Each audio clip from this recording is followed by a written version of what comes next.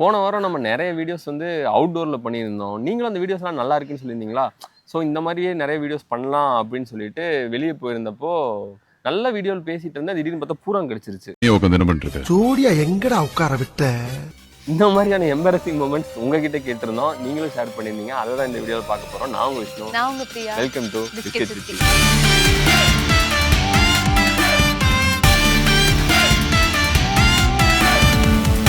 இவர் name mention பண்ண வேணாம்னு சொல்லல, ஆனா சொல்லலாமா?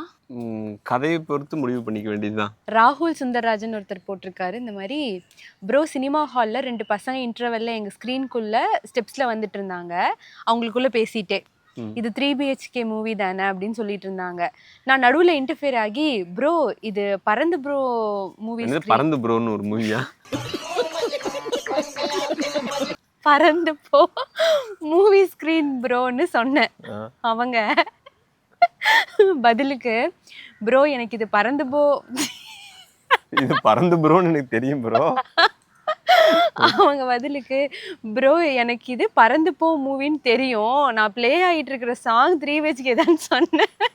சும்மா போயிட்டு இருக்கவங்க போய் பேசி காட் எம்பாரஸ்ட் அப்படின்னு சொல்லி போட்டிருக்காரு. Emotional damage. இவங்க வந்து நேம் மென்ஷன் பண்ண வேணாம்னு சொல்லியிருக்காங்க. என்னோட கசின் வந்து என்கிட்ட சொன்னா எனக்கு மேரேஜ் ஃபிக்ஸ் பண்ணிட்டாங்க, எனக்கு பிடிக்கல, எப்படியாச்சும் இதை ஸ்டாப் பண்ணணும்னு. நானும் எங்கள் வீட்டிலலாம் ரொம்ப சண்டை போட்டேன். தென் கொஞ்சம் பெரிய பிரச்சனையாயிடுச்சு. தென் அவள் மாப்பிள்ள கூட ஒரு வீடியோ கால் தான் பேசினா, நெக்ஸ்ட் டேல அவள் லவ் ஸ்டேட்டஸ் பார்த்து ஹோல் ஃபேமிலி ஷாக். இல்ல புரியல. தே தாட் கொஞ்சம் டைம் எடுக்கும், பட் எல்லாரும் என்னை பார்த்து ஒரு நக்கல் சிரிப்பு பார்வை சிரிச்சாங்களே, நீ தானே சப்போர்ட் பண்ணன்னு. எனக்கு ரொம்ப embarrassing moment. And that moment be like Vivek dialogue, உன் வேகம் எனக்கு எனக்கு ஃபர்ஸ்ட் இது புரியல. அதுக்கப்புறம் இந்த பொண்ணு பிடிக்கல, இன்ட்ரெஸ்ட் இல்லைன்னு சொன்னவங்க தான் லவ் ஸ்டோரியே வச்சிருக்காங்க. ஒரே ஒரு வீடியோ கால் தான் க்ளோஸ். ஒரே வீடியோ கால் மெட்ராஸ் சிட்டியே க்ளோஸ். ஆனா அந்த மாப்பிள்ளையோட இந்த ரீசன் நம்ம என்னன்னு ஸ்டடி பண்ணணுங்க. வேணான்னு சொன்ன ஒரு பொண்ணை ஒரு வீடியோ கால்ல கரெக்ட் பண்ணியிருக்காரு. யாரு மேன் நீ? அவர் யாருங்கிற டீட்டெயில்ஸ் இருந்தால் ஷேர் பண்ணுங்க. நீங்களும் ஒரு டியூஷன் சென்டர் வச்சு நிறைய பேருக்கு தொழில் கற்றுக் கொடுக்கலாம். இந்த கதையில் வரவங்களும் நேம் ரிவீல் பண்ண வேணானே சொல்லிட்டாங்க. அம்மா கூட ஃபோனில் யூடியூப் ஷார்ட்ஸ் பார்த்துட்டு இருந்தேன். அம்மா கிட்ட ஸ்மார்ட் ஃபோன் இல்லை, அதனால என்னோட ஃபோனில் தான் பார்ப்பாங்க. நான் மொபைல் பார்த்துட்டு இருந்துட்டு அப்படியே ஸ்க்ரோல் பண்ணையில லவ் நாசா ஆட் வந்துருச்சு. லவ் நாசானா தெரியாத வரைக்கும் நல்லது. ஒத்த ரோசா பிள்ளைய ரொம்ப அற்புதமா வளர்த்திருக்கம்மா நீ. அம்மா முன்னாடி ஒரே எம்பரசிங் ஆயிடுச்சு அப்படின்ட்டு. இவர் வந்து why did this happen to me அதுக்கு ரிப்ளை பண்ணியிருக்காரு. I loved a girl, I married that girl, we gave birth to a child, now she don't need me, why did this happen to me. நிறைய பேருக்கு இந்த why did this happen to me தான் ஆன்சரே கிடையாது. ஆனால் இவருக்கு கொஞ்சம் பெரிய why did this happen to me ஆயிடுச்சு.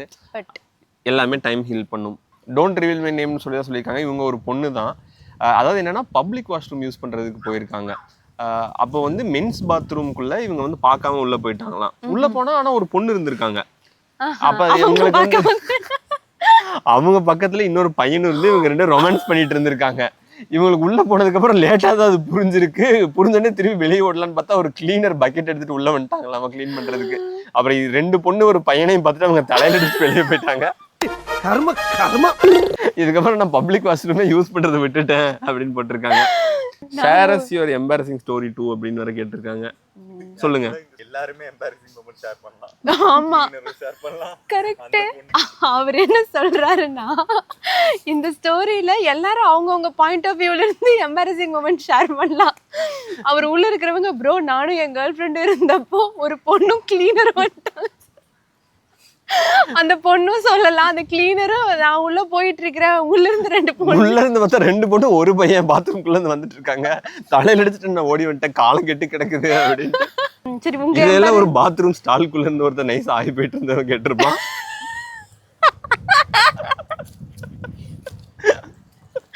ஒரே அவமானமா போச்சு எனக்கு. அடுத்த எம்பாரசிங் ஸ்டோரிக்கு போறதுக்கு முன்னாடி உங்க எம்பாரசிங் ஸ்டோரி சொல்லுங்க. இது வந்து ஸ்கூல் டைம்ல நினைக்கிறேன். நானும் எங்க பசங்கள்லாம் கொஞ்சம் பேசிட்டு இருந்தோம். ஒரு சண்டை பிரச்சனை ஆயிடுச்சு. அந்த பிரச்சனையப்போ எல்லாருமே பயங்கரமா வெறி ஆயிட்டோம். ரயில் டப்பை பேசிட்டு இருந்தோம். டே வாங்கடா இன்னைக்கு போய் அவனுக்கு எல்லாம் விடவே கூடாதுடா, போய் பொழந்துடணும் அதுன்னு பேசிட்டு இருந்தோம். டே வாங்கடா போய் எல்லாரையும் அவங்க மண்டையை உடைக்கலாம் அப்படின்னு சொல்றத கோவத்துல நான் அவங்க பண்டையை உடைக்கலாம் அப்படின்னு சொல்லிட்டேன். வாய் ரோல் ஆயிடுச்சு. அதுக்கப்புறம் நாங்க பண்டைய உடைக்க போகவே இல்லை. 12th படிக்கிறப்ப சென்னைக்கு ஒரு டைம் 12th முடிச்சுட்டு சென்னைக்கு வந்தேன். ஃபர்ஸ்ட் டைம் சென்னையில் எனக்கு எப்படி இருக்கும், எனக்கு ஃபர்ஸ்ட் டைம் ஊரை விட்டே வெளியே வர்றேன். அப்போ பஸ்ஸில் போயிட்டு இருக்கப்போ கூட்டமாக இருந்தது. அம்மா 2 சீட் தள்ளி பின்னாடி உட்காந்துருந்தாங்க, அப்பாவும் அண்ணாவும் பின்னாடி உட்காந்துருந்தாங்க. நான் சீட்டில் நின்றுட்டு இருந்தேன். மேலே பிடிக்க முடியல, சைடில் பிடிச்சி நின்றுட்டு இருந்தேன். அப்போ திடீர்னு சடன் பிரேக் போட்டதில் அந்த கை பிடிக்கிற கம்பி கையோட வந்துருச்சு. ஐயோ அப்படின்னு சொல்லிட்டு சரி ஃபிக்ஸ் பண்ணிட்டு இருந்தேன். அங்கே ஒரு அம்மா உட்காந்துட்டு இருந்தாங்க. நான் எடுத்ததுல அவங்க மண்டையோட சேர்த்து எடுத்திருக்கேன், எனக்கு அது தெரியல. அப்புறம் எனக்கு அடிச்சு தெரியல, இருந்தாலும் சாரி சொல்லிட்டு அதை ஃபிக்ஸ் பண்ணிட்டு இருக்கேன். அவங்க திரும்பி என்னைய பார்த்து எண்ணத்தை தின்னுட்டு வந்தாலும் இத்தனை பலத்தோட என்னைய போட்டு அடிச்சுட்டாலே எனக்கு ரொம்ப ஒரு மாதிரி ஆயிடுச்சு. நான் அவ்வளோ ஃபோர்ஸ் அடிக்கல, தெரியாம தான் பண்ணியிருக்கேன். பக்கத்துல ஒருத்தவங்க நின்றுட்டு இருந்தாங்க, யாருமே எதுவுமே பேசல. சரி அம்மாவை பார்க்கலாம்னு சொல்லிட்டு 2 சீட் தள்ளி அம்மாவை பார்க்குறேன். அவங்க இப்படிதான் நீ பார்த்துட்டு இருந்தாங்க, இந்த பிரச்சனையெல்லாம் பார்த்துட்டு இருக்காங்க. நான் உங்களை பார்த்த உடனே யாருமே தெரியாது. நீ என்ன திடீர்னு ஆடியன்ஸா மாறிட்ட கூட்டத்துல இருந்து. சோலி முடிச்சு. அப்புறம் பக்கத்துல இருந்து ஒரு அக்கா தான், ஏமா அந்த பொண்ணு என்னம்மா பண்ணும், அந்த பொண்ணை திட்டாதீங்க அப்படின்னு சொல்லி சமாதானப்படுத்தி விட்டாங்க. அவங்க பக்கத்துல சீட்டு ஃப்ரீ ஆச்சு. நான் உட்கார்லையே தள்ளியே நின்றுட்டேன். அப்புறம் இறங்குறப்ப அவங்க கண்டக்டரையும் 2 திட்டிட்டு போனாங்க, என்னடா பஸ் வச்சிருக்கீங்க அப்படின்னு. அது எனக்கு ரொம்ப எம்பரசிங்கா போயிடுச்சு. இவங்களுக்கு பேர் சொல்ல வேணாம்னு சொல்லியிருக்காங்க. ஃபைனல் இயர் ஸ்டூடெண்ட் தான், என்சிசில எல்லாம் கூட இருக்காங்க. இவங்களுக்கு வந்து vlogger, அந்த மேக்கப்ல போடுவாங்கல்ல, அந்த இன்ஃப்ளூயன்சர் ஆகணும்னு சொல்லி ஆசையா. ஸோ அதனால வந்து இதுக்கு என்ன பண்றதுன்னு தெரியாம கோவிட் டைம்ல வந்து அவங்களே பார்த்து கண்ணாடி முன்னாடி நின்று பார்த்து அவங்களே பேசி இது பண்ணிட்டு இருந்திருப்பாங்க போல இருக்கு. அப்புறம் மாய்ஸ்சரைசருக்கு இந்த மாதிரி போட்டு காட்டுறேன்னு சொல்லிட்டு அவங்க அப்பாவோட ஆயின்மெண்ட் எடுத்து மூஞ்சினெல்லாம் ஃபுல்லா போட்டுட்டு அவங்ககிட்ட இன்ஃப்ளூயன்சருமே ட்ரை பண்ணியிருக்காங்க. ஆனா ஒன்றும் ஆகலை அப்படின்னு சொல்லியிருக்காங்க. இதுதான் அவங்களோட மோஸ்ட் எம்பாரசிங் மூமெண்ட் தான். என்னை வச்சு ஒன்றும் காமெடி பண்ணலையே. இவங்களும் பேர் சொல்ல வேணாம்னு தான் சொல்லியிருக்காங்க. I was travelling in local ட்ரெயினில் போயிட்டு இருந்திருக்காங்களாம். வீட்டிலேருந்து கிளம்பும்போது ஒரு 500 ரூபாய் காசு எடுத்துகிட்டு வந்தேன் அப்படின்னு சொல்கிறாங்க. அப்புறம் வந்து அந்த ட்ரெயினில் வந்து யாராவது வித்துட்டு வந்திருக்காங்க, அதை பார்த்தோன்னே உங்களுக்கு வாங்கணும்னு ஆசையாக இருந்திருக்கு. ஸோ அந்த பொருள் எல்லாம் வாங்கிட்டாங்களாம். வாங்கிட்டு பேக்கை ஓப்பன் பண்ணி பார்த்தா தான் தெரியுது உள்ள அந்த 500 ரூபாய் காசே இல்லையா. அவங்க காசை எடுக்காமலே எடுத்து நினைச்சிட்டு வந்து அந்த இதெல்லாம் வாங்கிட்டாங்களாம். அப்புறம் உடனே ரொம்ப அவமானம் ஆயிடுச்சு. அப்புறம் வாங்கினதெல்லாம் அவங்க கிட்ட திரும்பி கொடுத்துட்டு நான் வந்துட்டேன் அப்படின்னு சொன்னாங்க. லோக்கல் ட்ரெயின்ல காசு எல்லாம் டிக்கெட் எடுத்தாங்கன்னு தெரியல. ஆனா எனக்கு இந்த மாதிரி நடந்திருக்கு. ஆனா நான் இந்த மாதிரி நடக்கல. என்னன்னா, நான் வந்து ஒரு 100 ரூபாய் நோட்டும் 10 ரூபா நோட்டும் வச்சிருந்தேன். அப்போ வந்து நான் சின்ன பையன், ரொம்ப குட்டி பையன். ஊர்ல இருந்து வரல காசு கொடுத்து அனுப்பிச்சுட்டு இருந்தாங்க.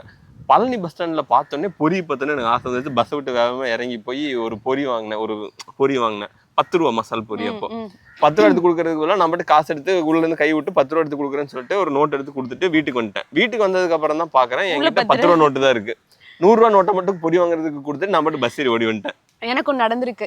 காலேஜ்லேருந்து பஸ்ஸில் போயிட்டு இருந்தேன். அப்போ என் பக்கத்தில் ஒரு பாட்டி உட்காந்துட்டு இருந்தாங்க. கொஞ்ச நேரத்தில் என்கிட்ட பேச்சு கொடுக்க ஆரம்பிச்சிட்டாங்க. நானும் பேசிட்டு இருந்தேன். அவங்க வீட்டில் என் பொண்ணுங்க இப்படி அப்படின்னு சொல்லிட்டு கொஞ்சம் சோகமாலாம் சொல்லிட்டு இருந்தாங்க. இந்த மாதிரிலாம் ஆயிடுச்சுன்னு சொல்லிட்டு, அதெல்லாம் ஒன்றும் இல்லை பாட்டி, எல்லாம் சரியாயிரும் அப்படின்னு சொல்லிட்டு இருந்தேன். அப்போ அவங்க பேக்லேருந்து காசு எடுத்து எண்ணிட்டு இருந்தாங்க. ஒரு 5 ரூபா வச்சிருந்தாங்க, ஒரு 3 ரூபா வச்சிருந்தாங்க. என்னை பார்த்து ஒரு 2 ரூபா இருந்தா குடிசாமி, டீ குடிச்சிட்டு போறேன் அப்படின்னு சொல்லி சொன்னாங்க. சரி பாட்டி, டக்குன்னு நான் பேக் எடுத்து தேடுறேன் 1 ரூபா கிடைக்கல. அதெல்லாம் எம்பாரசிங் கிடையாது. அந்த பாட்டிக்கிட்ட சொல்ற, பாட்டி என்கிட்ட இல்ல பாட்டி, பர்ஸ் எடுத்துட்டு வரல, என்கிட்ட இல்ல அப்படின்னு சொல்லி சொன்னேன். அந்த பாட்டி என்ன பண்ணாங்கன்னா, வச்சிருந்த இந்த 8 ரூபாயிலிருந்து 1 ரூபாய் என்கிட்ட கொடுத்து, புள்ள காசு எல்லாம் வீட்டுக்கு போக கூடாது வெறுங்கையோடன்னு சொல்லி கொடுத்தாங்க. சின்ன வயசுல நம்ம பெருசானே கஷ்டப்படுறவங்களுக்கு ஹெல்ப் பண்ணணும்னு நினைச்சிருப்போம். பெருசானதுக்கு அப்புறம் தான் தெரியும் அந்த கஷ்டப்படுறவங்களே நம்ம தான் அப்படின்ட்டு. நம்மளே பரிதாப நிலையில் தான் இருக்கிறோம், நம்ம இன்னொருத்தவங்க பார்த்து பரிதாபப்படணுமா? ஹாய் அண்ணாணி, எனக்கு ஒரு எம்பாரசிங் மொமெண்ட் இருக்கு. நான் 11th படிக்கும்போது எங்க ரிலேட்டிவ் ஒருத்தர் வந்து அவரோட 70th பர்த்டேக்கு பார்ட்டின்னு சொல்லி இன்வைட் பண்ணாங்க. நாங்க ஃபேமிலியா வந்து எல்லாருமே கிஃப்ட்லாம் வாங்கிட்டு போயிட்டோம். அதாவது அந்த பொண்ணு, அவங்க அப்பா அம்மா தம்பி எல்லாரும் கிளம்பி போயிட்டாங்களாம் கிஃப்ட்லாம் வாங்கிட்டு. அப்புறம் அந்த ஃபங்க்ஷனுக்கு போய் பார்த்தா தான் தெரியுது அங்க யாருமே லேடிஸே யாருமே கிடையாதான்.